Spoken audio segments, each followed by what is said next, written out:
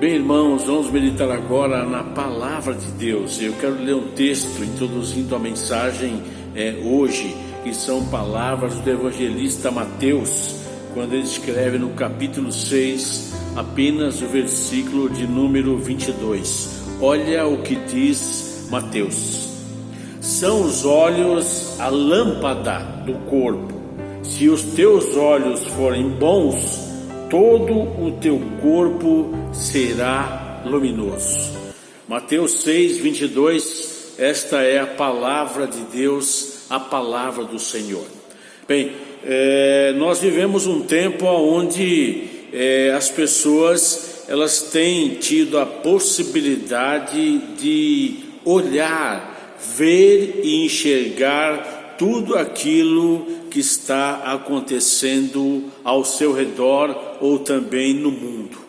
A palavra comunidade, ela foi ampliada de tal forma que hoje nós falamos em sociedade global. Recentemente estava vendo uma reportagem onde até mesmo as pessoas que não enxergam ou nunca enxergaram podem passar a ter então esse privilégio e essa alegria que é a visão. A visão é uma virtude que Deus deu para mim, para você e para todas as pessoas. Mas temos hoje o Braille, que é então, ou seja, a leitura feita por pessoas com deficiência visual. E já também nos Estados Unidos foi desenvolvido um equipamento chamado Bright Point Vision, que tem a capacidade de fazer uma pessoa deficiente visual enxergar plenamente. Agora, é claro, isso é um equipamento que é caro. Para você ter uma noção de preço, ele está em volta de R$30 mil. Então, às vezes, isso foge àquilo que é a realidade de muitas pessoas no mundo, que não vão ter condições de comprar esse equipamento para que possam ter uma visão plena, clara, cristalina das pessoas e de tudo que existe no mundo. Esse texto é muito importante, mas ele nos remete a um outro texto do Antigo Testamento. Eu quero que você vá comigo até lá, que é justamente 2 Reis, capítulo de número 6. 2 Reis, capítulo 6, eu quero ler aqui apenas o versículo 15. Olha o que diz aqui: tendo se levantado muito cedo, o moço do homem de Deus e saído, eis que as tropas, cavalos e carros haviam cercado a cidade. Então o seu moço lhe disse: ai, meu senhor, que faremos? Qual é então aqui o pano de fundo, o background do versículo que eu li em 2 Reis capítulo 6? Aconteceu que o reino aqui estava dividido e o profeta nesse contexto era Eliseu, e Eliseu representava o reino do norte, havia também o reino do sul. A situação aqui era de conflito, a situação era de guerra entre, ou seja, duas nações, o reino dividido. Só que acontece o quê? Acontece que o rei da Síria estava justamente com guerra com o rei de Israel. Quem era esse rei da Síria? Nós sabemos que o nome dele era Ben-Hadad. E nessa situação de guerra, nesse conflito militar, acontece o quê? Acontece que Deus usa um homem para abrir os olhos do rei de Israel. E nós bem sabemos a importância de quando se tem visão de uma coisa, de uma pessoa ou de uma situação. Eu tenho aqui na minha biblioteca um livro chamado Gênesis. É um livro bastante interessante, porque ali, ou seja, na verdade é uma obra tremenda de um fotógrafo brasileiro chamado Sebastião Salgado. E me chama muita atenção porque eu fui presenteado por uma aluna do seminário que sabia que eu gostava muito e gosto de fotografia, tudo que é relacionado à mídia eu também gosto, e ela me presenteou no meu aniversário com essa obra-prima de Sebastião Salgado chamada Gênesis. Mas o que é interessante é que ao folhear esse livro grande de Sebastião Salgado, o que nos impressiona é a qualidade da fotografia, é verdade, mas mais ainda, porque ele é especialista em fotografar lugares, pessoas e principalmente animais. E nós então, ou seja, nós temos em nós essa faculdade, nós temos em nós essa, ou seja, possibilidade de olhar e enxergar o mundo. Nesse contexto aqui, o relato bíblico é que estava Eliseu com o seu servo chamado Geazi. E Geazi, só para você entender, ele não era um servo escravo. Ele era um servo contratado especial do profeta. Então ele tinha, além da responsabilidade de servi-lo, também de administrar algumas coisas do profeta Eliseu. Nós sabemos, segundo estudiosos, que Eliseu ele foi filho de um fazendeiro quando ele recebeu o chamado do profeta Elias. De forma que ele possuía bens, e Geazi era um dos seus mordomos, aquele que administrava parte dos seus bens e também auxiliava e servia o profeta. Mas a situação aqui era uma situação de guerra. Na verdade estava então, ou seja, o rei da Síria, Ben-Hadad, fazendo planos, e ele fazia tudo isso nos seus aposentos, ele fazia tudo isso, ou seja, sozinho, na noite, nas madrugadas, na calada da noite. Mas olha o que acontece. A narrativa bíblica diz que enquanto Ben-Hadad estava nos seus aposentos fazendo seus planos de guerra, alguém era usado por Deus para revelar qual eram os planos de Ben-Hadad. Eu e você, nós também temos sonhos, planos e projetos, e muitos deles são guardados a 7 chaves, porque nós não queremos que ninguém fique sabendo, que ninguém saiba quais são os nossos planos, os nossos projetos. Somente quando já estiverem às portas das suas realizações. Mas olha o que diz a Bíblia. A narrativa diz que Eliseu era usado por Deus para falar para o rei de Israel algumas vezes, não uma nem duas, mas muitas vezes. Eliseu era o homem usado por Deus para revelar qual seria o caminho de livramento do povo de Israel e também do seu rei.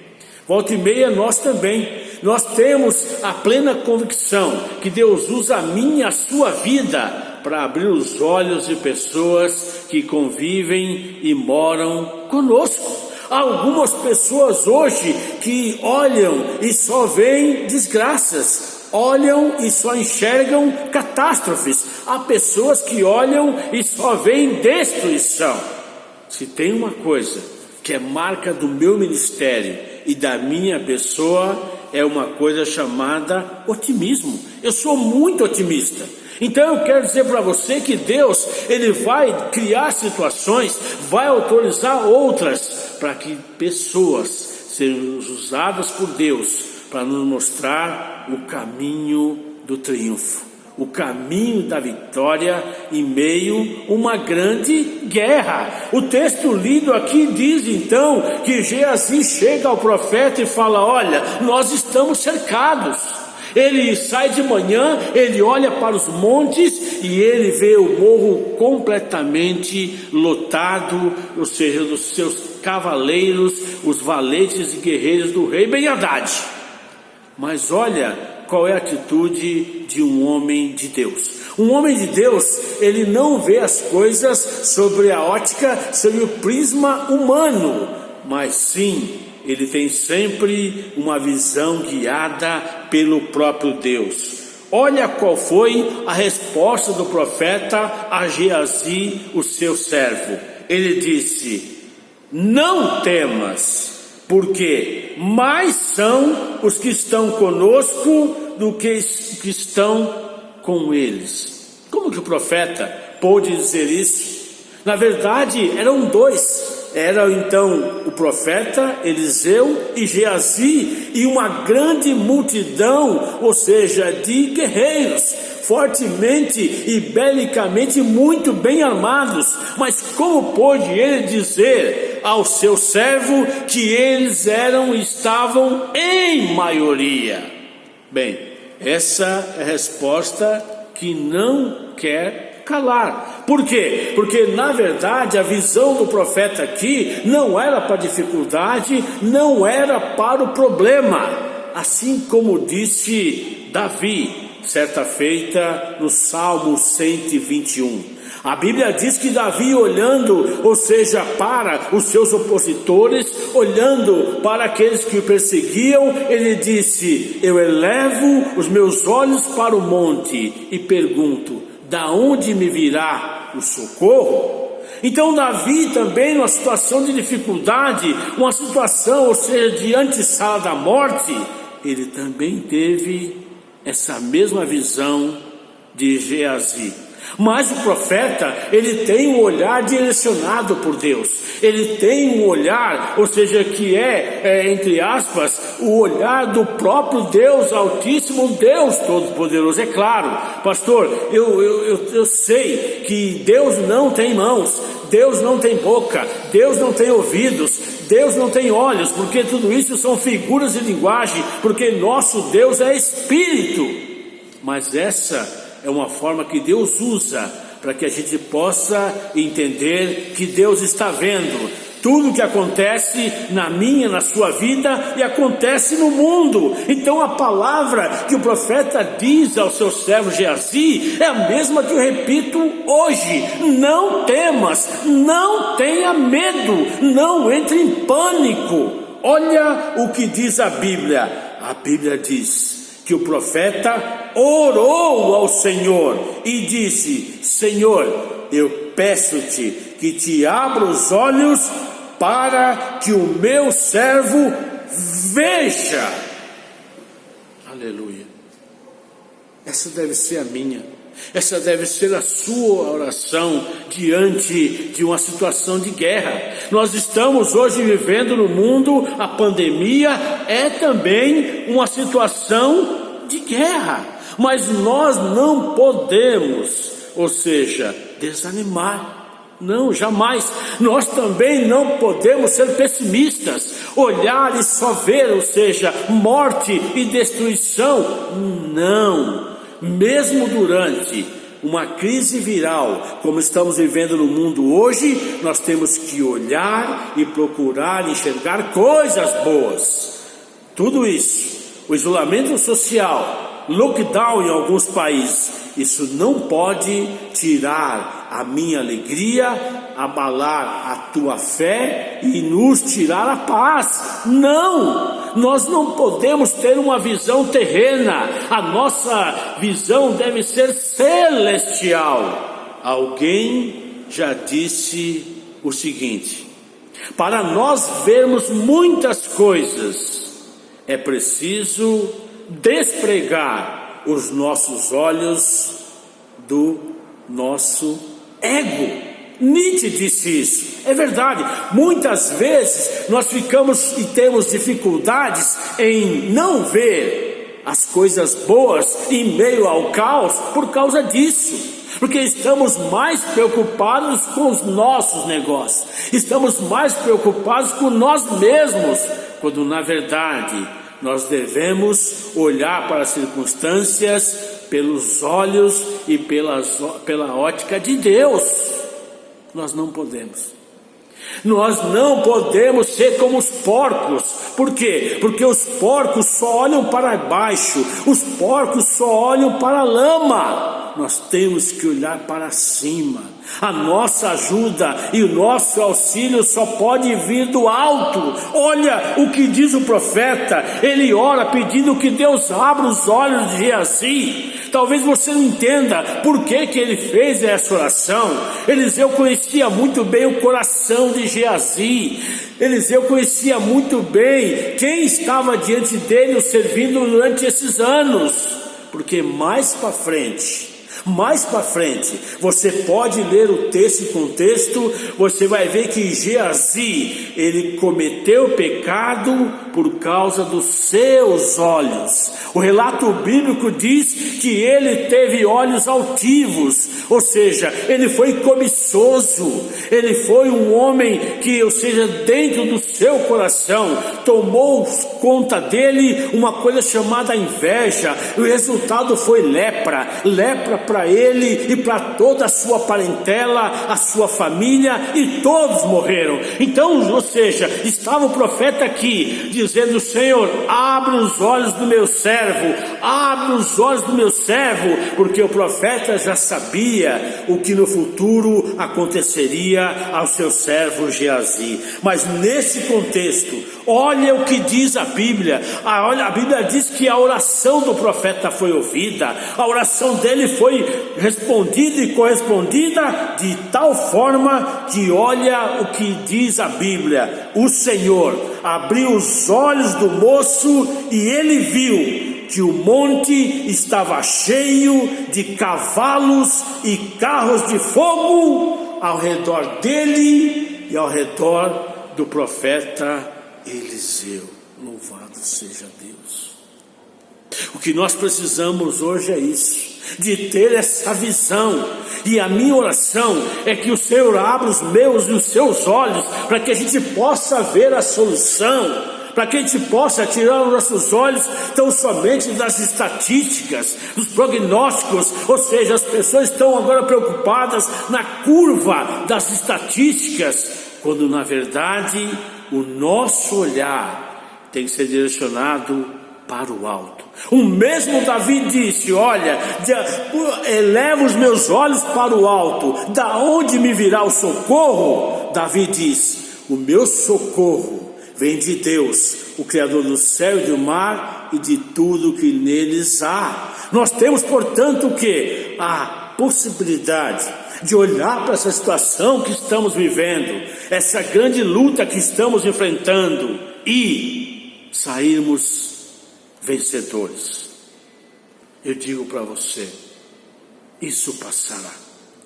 Tudo passará, tudo voltará ao normal. Nós já passamos por outras epidemias, nós já enfrentamos outras pandemias, e tudo passou. Na vida tudo passa. O que não pode faltar é a nossa fé, a nossa esperança, que está ancorada no nome e no sangue do Senhor Jesus Cristo, o Nazareno, a saber, a esperança nossa. Mas às vezes as pessoas que estão ao nosso lado, elas são tão pessimistas, elas têm pouca fé, de forma que isso nos contamina o coração e também impacta a nossa vida. Alguém já disse o seguinte: há mais perigo nos olhos de um homem sem fé do que 20 espadas. Será que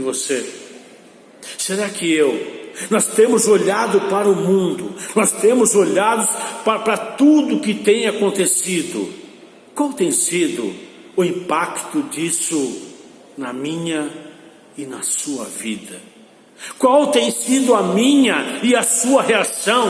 O resultado, ou seja, de nós olharmos para Deus, nós vemos no próprio texto aqui. A Bíblia diz então que Deus ouviu mais uma vez a oração do profeta. Olha o que diz a Bíblia.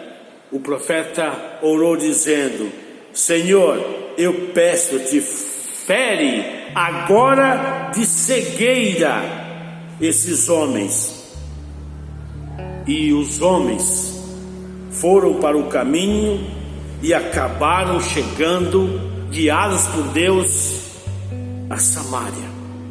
Versículo 20, olha o que diz a Bíblia: tendo ele chegado a Samaria, ou Samaria, disse-lhe Eliseu: ó Senhor, abre os olhos desses homens para que vejam.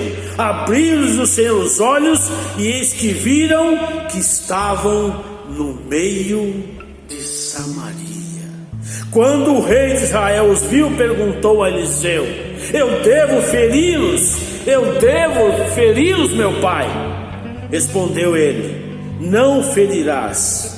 Fere aqueles que fizeres prisioneiros com a tua espada e com o teu arco. Porém, a estes manda-lhe pôr diante deles pão e água, para que comam e bebam e tornem de volta ao seu Senhor. Olha o versículo 23. Ofereceu-lhe um grande banquete, e comeram e beberam. Despediu-os e foram para o seu senhor. Olha o resultado. E da parte do rei da Síria, nunca mais houve investidas na terra de Israel. Pastor, qual foi o resultado aqui? O resultado aqui foi livramento, o resultado aqui foi vitória, porque segundo o relato bíblico, Deus permitiu isso na vida de Ben-Hadad, para que ele pudesse experimentar o poder do nosso Deus. O que pode fazer diferença na minha e na sua vida hoje? Experimentar o poder de Deus, pela visão dada a nós, pela oração e por homens e mulheres de Deus que representam e têm uma visão plena como Deus, o nosso Pai. Que você possa então, que você possa ter uma visão diferente de si mesmo, das pessoas e também do mundo.